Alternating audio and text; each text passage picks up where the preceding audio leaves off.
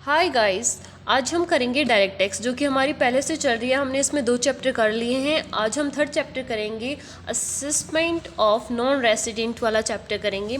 उसमें हम देखते हैं फर्स्ट इलस्ट्रेशन या क्या बोलता है, लेकिन आपको बस नॉर्मल पता होना चाहिए। इन सारे क्वेश्चन है जितने भी, इसमें सारे अलग अलग हैं। बस इनको आपको एक याद रखना है कि रेसिडेंट नॉन रेसिडेंट मतलब कि रिसीव्ड इंडिया में हुआ ही हो कोई इनकम, मतलब इनकम एसएससी की इनकम रिसीव्ड हुई हो हमारी इंडिया में, एक ये पॉइंट। एक एक्रूड इंडिया में हुई हूँ,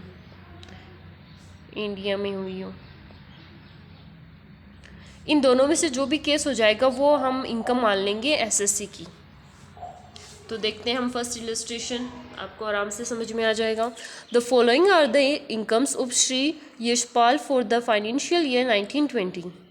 profit from business in Iraq received in India. उसका प्रॉफिट कहाँ का ये मतलब नहीं है, लेकिन रिसीव्ड इंडिया में हो रहा है तो ये इनकम मान लेंगे हम 75,000 की एसएससी की। Income from house property in Iraq received in India, ये भी ले लेंगे 10,000। फिर है income from house property in Pakistan deposited in a bank there, वहीं जमा हो गया तो हमें मतलब ही नहीं है। फिर profit of business established in Pakistan deposit in a bank their business is control from India. ये बोल रहा है कि कंट्रोल इंडिया से हो रहा है, लेकिन हमें क्या देखना है कि रिसीव्ड और एक्रूड होना चाहिए बस, तो ये भी नहीं लेंगे हम इनकम। फिर है accrued in India but received in England, accrued तो हुई है ना, तो ये 20,000 हम ले लेंगे। फिर है प्रॉफिट अर्न फ्रॉम बिजनेस इन कानपुर, कानपुर कहाँ है, इंडिया में है, तो 70,000 ये आ जाएगा। फिर है income from agriculture in England and it all spent on the education of children in London, तो इससे मतलब ही नहीं है, लंदन में ही सब कुछ हुआ है इसका। फिर है past untaxed foreign income brought into India during the previous year, मतलब ये इंडिया में लाई गई, लेकिन ये कौन सी थी, इनकी फॉरेन इनकम थी ये, ना तो इंडिया में एक्रूड हुई ना रिसीव्ड हुई। तो ये कितने हो गए 10,000, तो ये भी नहीं लेंगे हम। तो हमने लिया क्या, हमने चार लिए, एक तो 75,000 वाला, एक 10,000 वाला, एक ये 20,000 वाला और एक ये 70,000 वाला। तो हमारे जो यशपाल हैं उनकी टोटल इनकम कितनी हो गई, 1,75,000। यहीं ये इलस्ट्रेशन कंप्लीट होता है। और अब हम देखते हैं सेकेंड इलस्ट्रेशन। सॉरी, हम इलस्ट्रेशन 4 देख लेते हैं, सेकंड वाला बहुत लेंथी हो जाएगा, वीडियो भी बहुत लेंथी हो जाएगा, इसलिए हम 4 देख लेते हैं पहले। The following are the details about the income of doctor Meena for the previous year ended 31 March 2020। फिर उसको सैलरी हुई इंडिया में मिली 2,70,000, तो हम सैलरी में लिख देंगे 2,70,000।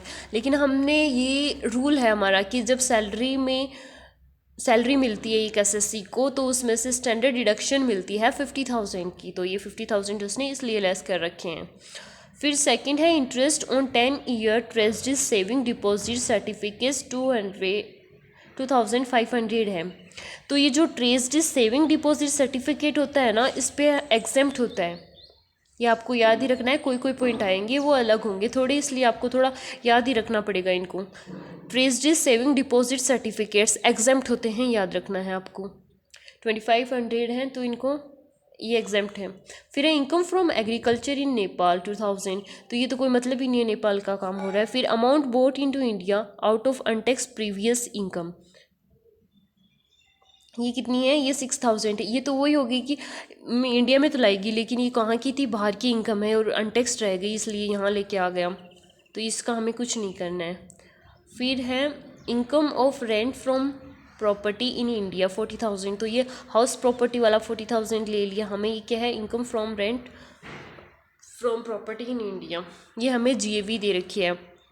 तो हम जीएवी दी हुई होती है तो क्या करते हैं हम, 30% स्टैंडर्ड डिडक्शंस देते हैं। तो 30% स्टैंडर्ड डिडक्शन दे रखी है इसने 12,000 की, तो हमारे पास की 28,000 रिमेनिंग रह गई, सॉरी।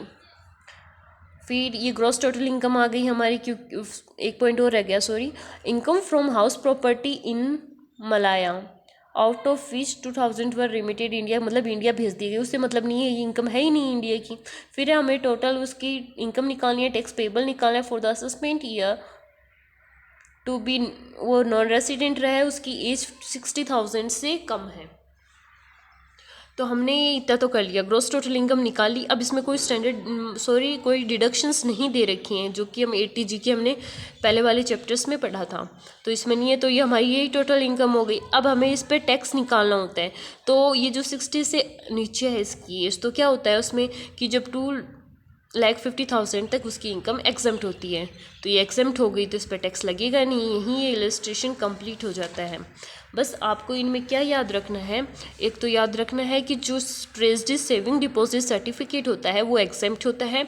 और एक और पॉइंट था ना, ये देखो पहले भी आया था, amount brought into India out of untaxed previous income, मतलब ये नॉन रेसिडेंट था, इसकी इनकम निकाल रहे हैं हम। तो ये इनकम उसकी कहाँ की है, फॉरेन की इनकम है, लेकिन वो इंडिया में लेके आ गया।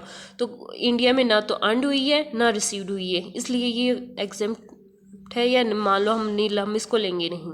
हाउस प्रॉपर्टी वाले में क्या करते हैं, इसने दे रखा है इनकम ऑफ रेंट फ्रॉम, अगर ये कंप्यूटेड बोलता तो हमें ये 30% स्टैंडर्ड डिडक्शन देने की ज़रूरत नहीं पड़ती, लेकिन इसने हमें बोल रहा है कि इनकम हुई है प्रॉपर्टी इन इंडिया, मतलब ये हम जीएवी मान लो चाहे एनएवी मान लो, ये हो गई। तो इसमें से जब जीएवी दी होती है तो म्यूनसिपल टैक्स भी लेस होता है, लेकिन दे नहीं रखा है तो इसी को एनएवी मान लिया। तो उसमें से हमने स्टैंडर्ड डिडक्शंस लेस कर दी 12,000 की, तो हमारे पास ये इनकम आ गई। सैलरी वाले में क्या करना है, जो सैलरी 2,70,000 की रिसीव्ड, उसमें से क्या है स्टैंडर्ड डिडक्शन होता है 50,000 की। 50,000 की स्टैंडर्ड डिडक्शन होती है, आप सब में ही होती है। ये सैलरी के हेड में 50,000 की लिमिट होती है और 12,000 की होती है। पूरा टोटल कंप्लीट हो गया। आपको कहीं नहीं समझ में आया है तो पूछ लेना। Thank you for watching.